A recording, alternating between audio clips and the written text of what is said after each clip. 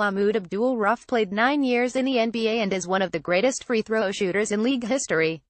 But the former Louisiana State University star is best known for refusing to stand for the national anthem during his 199,596 season with the Denver Nuggets and calling the American flag a symbol of oppression. The NBA suspended AbdulRauf in 1996 for refusing to stand. That led to his standing but looking downward and praying during the anthem. The Nuggets traded him to the Sacramento Kings at the end of the 1996 season. He was out of the league by 2001 in what was believed to be some backlash for his protest. He played 2 seasons in Turkey in 199,899, sat out the 19,992,000 season and spent his final season in the NBA with the Vancouver Grizzlies in 200,001. The undefeated asked AbdulRauf about his protest and what is going on today in sports during an interview for a story on being Muslim in the NBA. "It's an indication not much has changed," AbdulRauf said. "People are taking the same position, risking their career, like a Colin Kaepernick.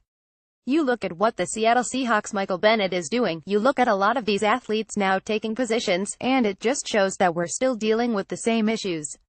Racial inequality, police brutality. And so you have people coming up sometimes and they say, 'Man, when you did what you did, man, I ain't understand it back then.' And I was kind of like, 'Man, what's wrong with this dude? He must be crazy.' He said, 'I apologize, I just didn't understand it, but now I do. I understand it very well now. I appreciate that.' So you look back, and your first objective is to try to do everything because this is your duty by God. But by doing it, you also have a responsibility to the people. So you're also doing it in that light as well, because when it's all said and done, man, we all want to be free. We all want to be respected. We all want to have equality. Equality means, it doesn't mean the same to everyone. But we all want to have equality, and we should always fight for that. This is what I'm trying to do to the best of my abilities, within my limited capacity, intellectually and physically. So it's just nice to see now that you see more of it. And I'm just hoping that it can be sustained. Do the Nuggets or the NBA owe AbdulRauf an apology? Basically, I'm not into trying to force people to give an apology that they don't want to give. I believe that they know what went down. And if they feel they can live with it, then we all have choices to make and we all are accountable for those choices. And then I have a life to live and they have a life to live, but I don't think at the same time, too, an apology is needed.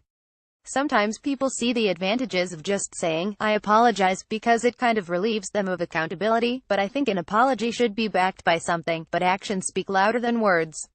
When it's all said and done, when you look at the history of slavery, for some people, it's just hard to apologize. I'm sorry for oppressing your people for 400 years, for enslaving them, you know, raping your family, for all the years of unpaid labor. We just want to let you know we're sorry, but yet we don't get reparations, but you say you're sorry. There are a lot of people that have been wronged, and their career has been shortcut for different reasons, so just apologizing is not enough. That's all I'm saying."